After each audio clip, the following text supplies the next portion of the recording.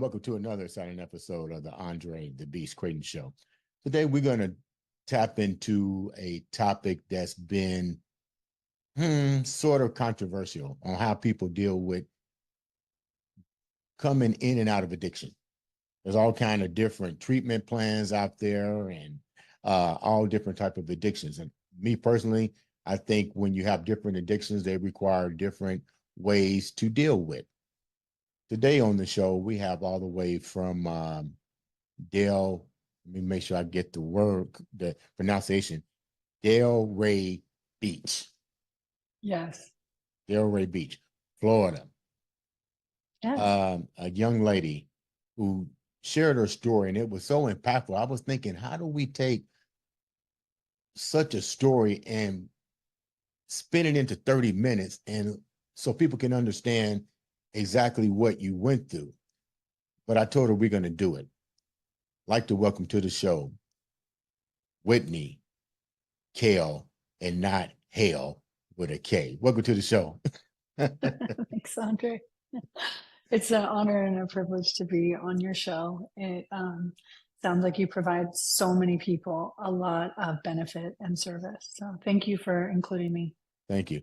Your story is definitely impactful. I remember just before we went live, you was like, I could tell you about the one with my sister. I'm like, holy crap, that's another story. Tell the viewers a little bit about who you are before we really get deep into your life and how you came out of addiction. I am a 53-year-old woman who is definitely in midlife. And I'm from Portland, Oregon originally, and had some, trauma as a child, as most people did, as you mentioned. I drank and did cocaine and crystal meth. I stopped doing cocaine and crystal meth when I turned 21. And when I turned 28, my mother passed away. And I felt like I had two paths before me. I could go down her path, or I could make another decision. And I made a different decision, and I decided to give it a whirl to see if I could stop alcohol for 1 year. And next thing I know, I was in an 18-year relationship building a weight loss company. And I've been a coach for 22 years this year. Congratulations. Yeah. Let me go back a little bit. You said something that was really profound. So let's go back to where it all started. Portland, Oregon. From what I hear about Portland, it's a great city, great community, great. Everything is great there. How in the hell do you get caught up in addiction of drinking, and more importantly, what you just said, crystal meth? I don't even know what that is.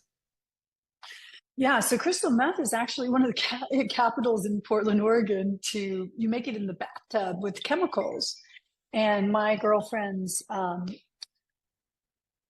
sister's boyfriend was actually one of the people making it. So I had easy access to crystal meth as a teenager, and I started using that 14.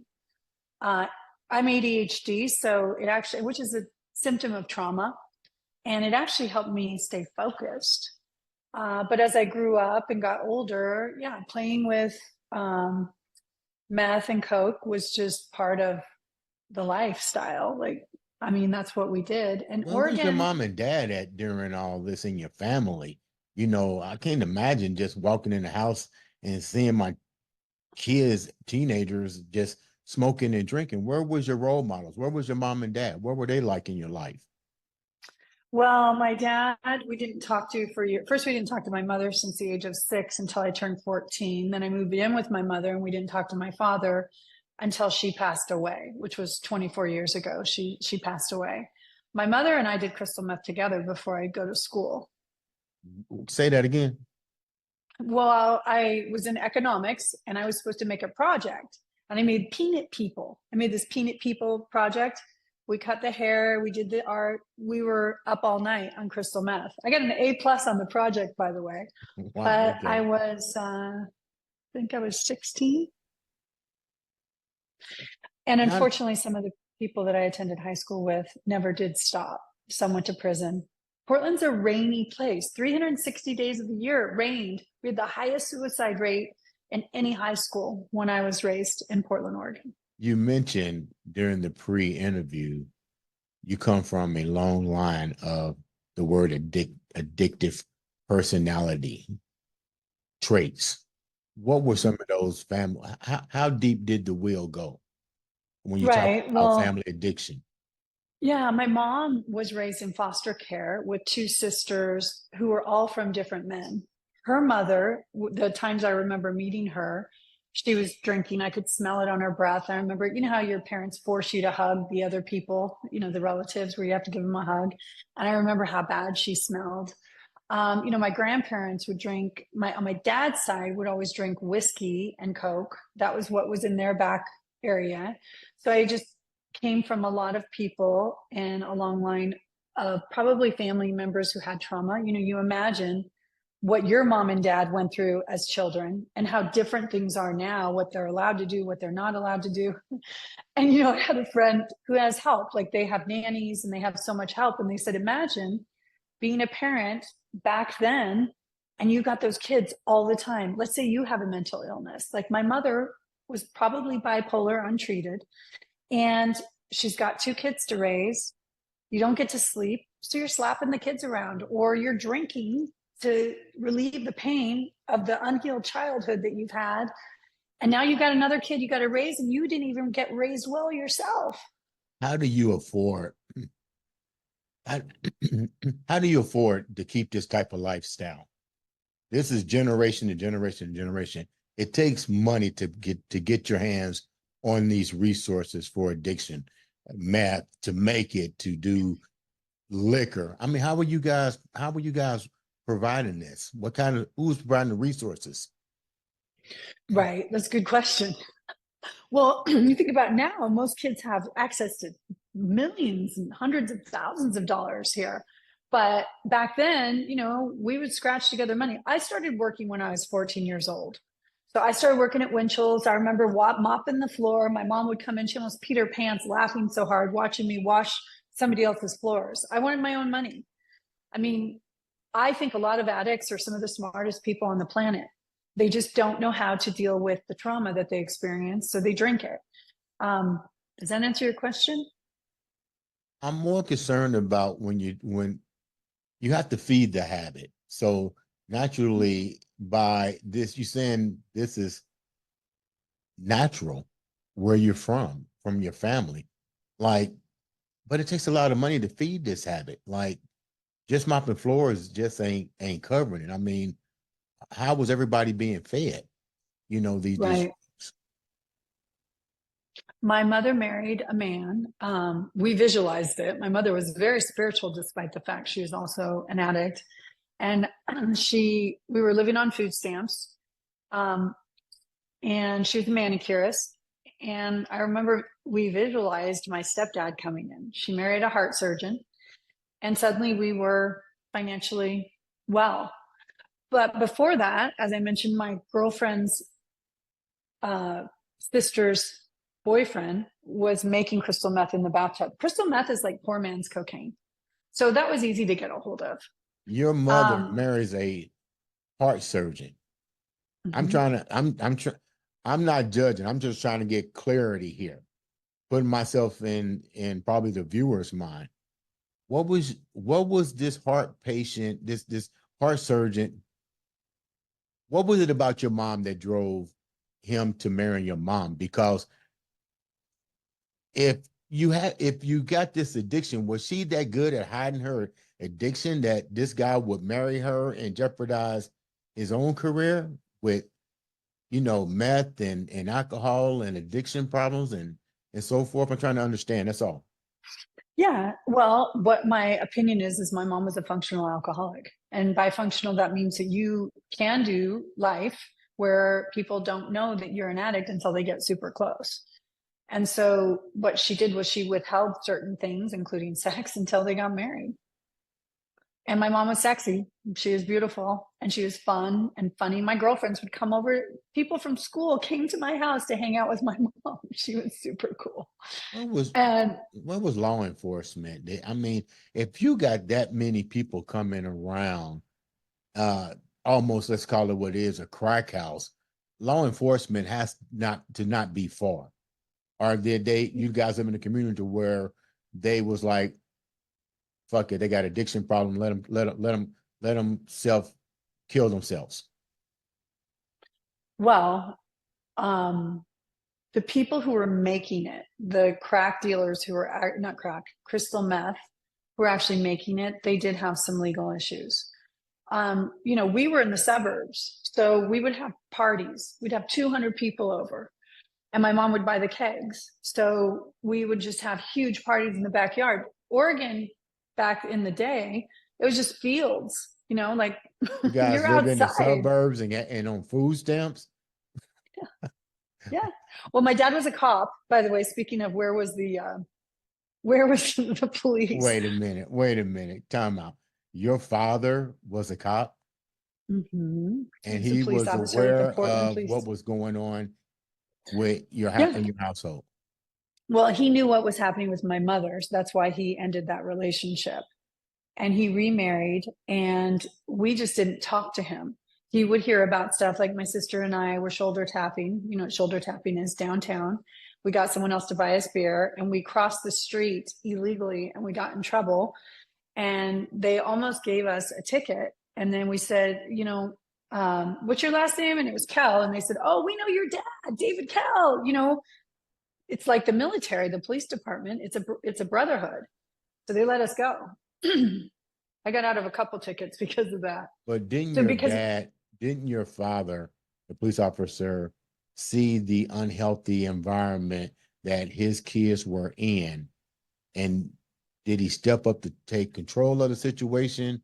Because you said you was using while you was 13. So you was using why 14. So you were still using after your father left your mom, correct? I moved out of my father's home at the age of 14. So when I moved in with my mother, we were not being watched. So we were wild. And I'd already went through, and what my opinion is, by the way, Andre, I learned recently, not too long ago, from my cousin that her father was beating her brothers. My assumption, my suspicion, although my father would never talk about it with me, he's not open to talking about and discussing things about our family. They didn't talk about stuff back then. But what my assumption is, because she said he didn't beat her. My cousin's a woman, but he beat the boys. So my assumption is that my dad was emotionally unavailable and didn't have a relationship with my sister and I because he was afraid he would act out on what happened in his childhood. What happened to your dad's childhood? Do you have any idea? His dad was a garbage truck worker, and I know that he and his twin brother tried to kill each other. And I'm pretty sure that my grandfather beat the shit out of both of them. So I believe that is why my dad didn't get involved in our lives when we left his home and went to be with my mom. My stepmother said, don't call for 30 days. My stepmom was jealous of my mom. She was insecure. She had another daughter. She just didn't really feel. A lot of women, in my experience, don't have the love for themselves and the knowing that their value is high enough where they don't have to compare and compete to other people. And I believe that my stepmother, even the last time I saw my dad, she sat in between my father and I hadn't talked to him in 20 plus years. I know this is kind of like a hypothesis. You mentioned the environment where you grew up, Portland, Oregon, nothing being around. How widespread was addiction as far as you can remember? Well, I can tell you that a lot of the people I went to high school with either post about being sober or they've passed on or they're still in it. My girlfriend, when I went back for my 20-year high school reunion, one of my best friends, the one whose sister was using or was dating the guy who was making it in the bathtub, had went to prison for beating up her husband. And there was another woman who had scratched her face so much because, you get the skin stuff. And when you're on crystal meth, it makes you weird. So she had done some pretty serious damage. And You see a lot of stuff going on at a young age. oh, When do you decide no, let me rephrase this. When did the move to San Diego take place? Eventually you got to realize something just ain't right. right. So when I left Oregon and moved to, oh, I mean, I don't want to go through the whole story, but eventually we ended up in San Diego. My mother and I had physical fights at some point in our relationship where we'd be drinking and we would physically get into a fight. We were best friends. I loved her so much. So when I had my own place, I was just reflecting on this not too long ago. When I had my own place to live, we got along really well. Did you What know would why you were happen is, fighting? Did you know why you were fighting? my belief is that the spirit of alcohol took over. If you allow spirits into your body and you ingest a certain amount, you're no longer there. You're checked out. Another spirits come in I and it mean, takes but over. I guess what I'm saying is, Anger. they usually say, when like you said, when you're drunk, everything comes out.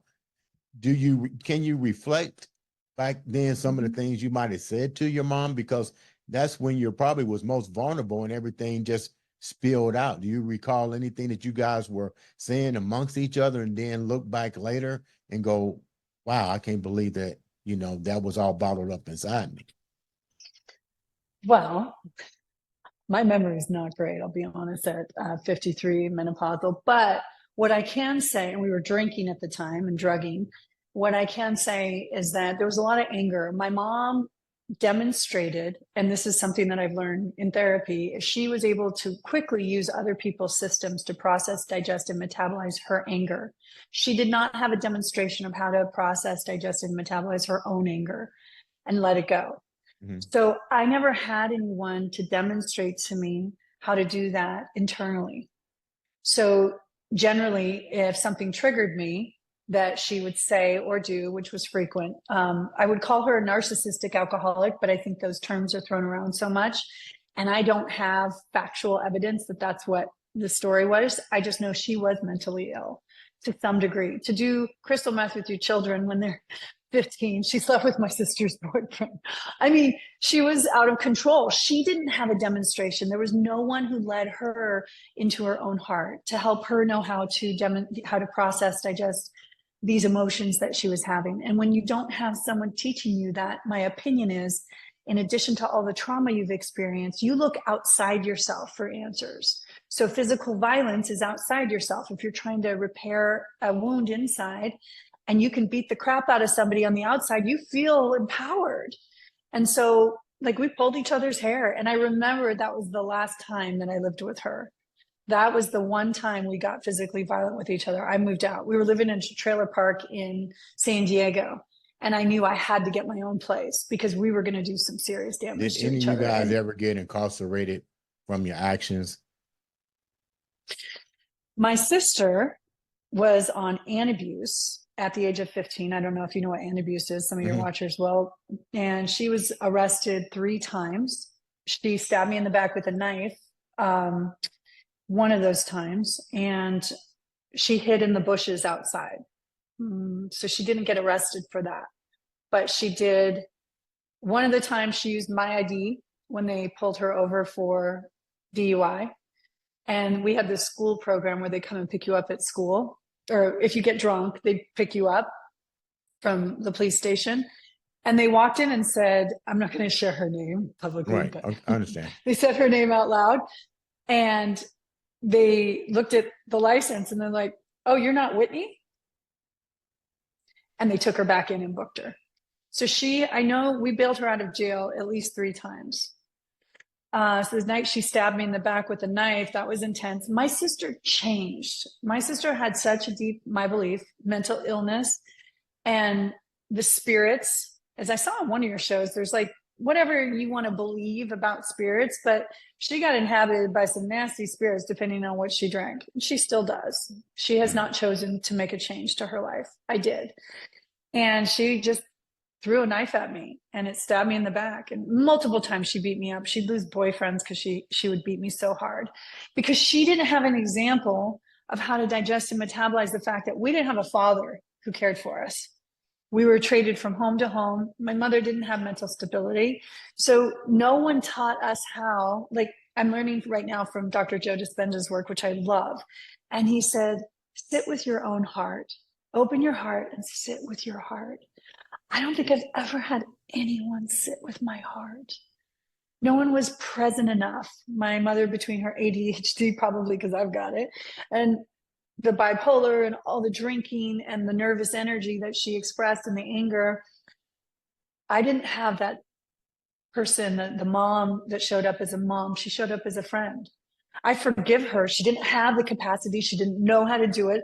I have 150% forgiven her, especially after living with my girlfriend who has a 3-year-old and laying there exhausted and on no sleep and realizing why my mom was the way she was and why so many people leave their families and kids. If you're mentally ill, you've had no sleep, and there's this little human being in front of you reflecting back all of your stuff, and you don't know how to deal with your own emotions, you're going to go drink or drug. I mean, it's an escape, a distraction. Now, you wind up going to San Diego, and you mentioned you've found a significant other, 18 years. Mm-hmm. Were you still acting the same way with this life partner? I call it life partner, or a significant other. Were your behavior still the same, or did they change, or what was his role in your life at that point? Right. Well, just before I met this man, I had gotten in a car accident in Pacific Beach with my mother in the car. I shouldn't have been driving. My boyfriend was in the car at the time and he was sober. Anyways, we got hit by a car. She was injured. My mother was injured. I said I was injured, by the way, which is why I didn't get a DUI. They take you to the hospital. They don't send you to jail. So I never went to jail. I went to the hospital. They drew my blood. I got a DUI. But my mom was injured and she got even crazier. Like when I was on the phone with my mom, I could set the phone down and she'd be screaming when I'd pick it back up. She was so angry at so many things. She just couldn't deal with it. So what happened was after we didn't speak for a while and I was working at Nordstrom, I got a job. I got some distance from her, which, you know, I have one true sentence. If my mother hadn't died, I wouldn't have gotten to live because we were so codependent. But I'm driving home from Nordstrom. I look over and there's these 2 guys in a Jeep. They jump out of the car and they give me an invitation to an Austin Powers party. And there's story from there to there, but I'm going to be brief. We end up going to the party with my friends and my sister on the bay in San Diego. And that's where I met him. And then we went out and I would drink heavily. And I do believe that not everyone, but a lot of people who drink are insecure. And that's why they cheat on partnerships. If you have a solid agreement, you're so insecure, you're trying to fill from the outside those insecurities. So you're sleeping with other people to make you feel good and get in your ego. And I would have done that. But I decided when my mom passed away, I met him about a month before my mom passed away. I feel like the angels brought him in to save me. Did he save you? What he said to me, he was the first person that ever said, I've already done this, because he had another girlfriend who was smoking hot, by the way. I met her. It really raised his level up when I met her because she was so cute. He goes, I already did that with her. I don't want to do that again. He goes, I want a healthy girlfriend. And it just so happened his roommate at the time was dating somebody in AA. She said, hey, why don't you start coming to meetings with me? I did. I said, I want monogamy. He said, I want a healthy relationship. I said, what if I get sober? And he said, okay, we'll talk about it if you get sober. So I decided I can do anything for 1 month. I did AA for a month or a year. I said I'd do it for a year. And if my life doesn't get so much better, I don't even recognize it, I'm going to start drinking again. And we were together for 18 years and we had a very healthy relationship. So and your I did life a lot did of work. make a turn for the best. When you look back at that, your life, you gave yourself a year. Why only a year? Because any addiction is one step at a time. Be grateful for making it through to the next day, making it for an hour, Why did you give yourself a year? I'm just curious. Right. Well, I just want to say one other thing. When I was 21 is when I gave up crystal meth and cocaine on my own. I said, I have this obsessive compulsive, I'm very particular. And I said, I'm going to quit drugs when I was 21. I'm like, you can't be this old and still do that. And then I set my sobriety date as well for January 1st. And I said, look, I'm going to do January 1st, 2000 is when I got sober. Technically, my sponsor told me it's January 2nd because I was still drunk. And then I said, okay, I can do anything for 1 year. I believe in myself. And I got a sponsor and, I just decided to commit to it. I thought, there's a lot of things that I've done in my life, and I call it testing. I do this in business now. It's like 6 months is a test. In your life, if you want to do anything, do it for 6 months or a year. And if your life doesn't change or you don't notice the improvement, go back. So What do you think would have happened? No, let me rephrase this. Why do you think it took so long? Why do You I was think what pretty took so much long? you was pretty much on the road to self-destruction. And you're seeing the Right. self-destruction in your own family lineage from your mother, your father, abandonment issues, narcissistic personalities, illegal drugs. I mean, the whole 9 yards. What took so long for you to get out of this mindset? And I'm It's a only saying really it good because I question. don't understand it. To me, if I see all of this chaos and I see that it's causing me problems to where I'm fighting with my mother, I need to address Physically, that. My right? sister stabbing me in the back. Help me understand why it took so long. Well, for me, I couldn't see it. When you're in an addiction, I don't think you can see that you're in the addiction. It's like people who are single-minded focus wizards, politics, religion, they can't see anything else. You can't see gray when it's black and white. So when I was in my addiction, it started becoming my friends saying, you're not even having fun anymore. Why are you drinking? There was the accident I had where I almost went to jail for a DUI, but I got out of it because I'm smart. I had an injury. Those things, and I went to AA, and I'll never forget when they said, "We think you're an alcoholic." And I went home and I told my mom, and she said, "No, we're not. We're not alcoholic. I don't want to talk about that." So I think when people are in whatever pattern of addictive thinking that they're in, and that's what I think it all comes down to, is the thought is just a belief. Is thought is just a belief is just a thought you keep thinking. So if you always are thinking like the trauma or whatever that is, and you get hooked on that thought, and you're not able to pull yourself out of it, which is what I've come to learn is actually the way to do it, is to let your body believe the imagination of a child, no matter how shit your life is. If you can sit in that shit and just feel in your body, what would it be like if everything I've ever dreamed of came true?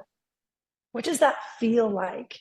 So what I do is I imagine my friend's 3-year-old, how giggly she is and how sweet she's. I'm in love with her. And it makes my heart so full. And I hold that. I hold that belief and that imagination of what feeling happy, feeling grateful, feeling like $20 million is in my bank account, feeling like I'm so healthy, feeling like I have the relationship of my dreams. I'm madly in love. Mm-hmm. And what has been happening for me is things have been shifting. But going back to that time of when I finally got out of drinking and drugging was other people's opinions. Mm-hmm. Someone reflecting back to me, hey, you look miserable. That doesn't look fun. I don't want to do that. What was it I don't like for want you you around. really to wake up? Now that you brought that up, what did you really know the difference now that you look at it when you woke up unsober versus sober? So, what's it like when you start changing your behaviors and getting a clear Yeah, like mind? I would And think if yeah, you're like, drinking and partying, you waking up, oh God, I got a headache. And are you, like what was that like for you? Like to me, that would have yeah. been like the awakening call. I'm sick and tired of headaches, but your norm was to have dysfunction. I take it. Brilliant. Very good. As a normal person, we call you normies in AA. As a normal person, I understand that you can't understand what it's like. My experience is, yeah, I felt like shit. But what turned on in the morning was that thought about wanting my next drink, how to distract myself. That's what I come to learn my addictions are here to serve me with, is to recognize I need to get off of the roller coaster, the hamster ride of that particular thought, the physical addiction, whether it's smoking or drinking. It's just a thought that I keep thinking, that I'm used to running the drama and the trauma. I'm used to that connection, which connects me with my mother and my childhood, which is not serving me. But until you can step out of it long enough, you can't Did the, see it. did the thought of hurting yourself, hurting someone else, maybe even killing somebody? You said you was in a car accident. None of that even registered to you at any given moment, correct? Well, what I'll say is that if there's a police officer anywhere in a range sober 24 years, I can see it. I used to drive drunk so much, with that one eye open and trying to get home. Really? I would say that I wasn't aware. And that's why I have so much compassion and empathy for people. Everybody's right by their method. I was right by the method because that's all I knew. I understand. Everyone, every position, people are all coming from their perspective in life, and they're right by that perspective because that's all they know. Before we wrap up, and let me first say thank you so much for coming on and sharing such a beautiful story of addiction and coming out of it, But my question is, you went to AA. Were there moments in AA that stories or that impacted you, that made you say, because I guess when you go in there and you're used to the norm, you probably went in and was like, oh, I can beat this. But as you sit there and listen to other people's stories, did some of those stories help to change your projective of way of thinking? For sure. What I learned in AA, which I use now in my coaching practice, is telling stories from an I perspective is the only way that people are going to hear you. When you speak for the general population, Right. how can you speak for another person? So that was one of the things. This is my feeling, being able to feel things again, because alcohol, drugs, it prevents the feeling, because I was so scared and I just didn't know how to digest and metabolize fear, anger, all of those emotions. So alcohol was a buffer and it was numbing. And what AA allowed me to do was have another person, like I said, with my former partner, when he said, I want a healthy girlfriend. Your sponsor is a healthy example of what's possible should you choose to go in this direction. And they hold your hand. And I think that is the power of AA, not just the community of hearing those stories, like you said, and they're very conscious. You can hear when people go into mental illness. You can hear, if you're healthier yourself, I outgrew AA. I think it's a powerful, necessary community. And a lot of people are still in it. And I support that 100%.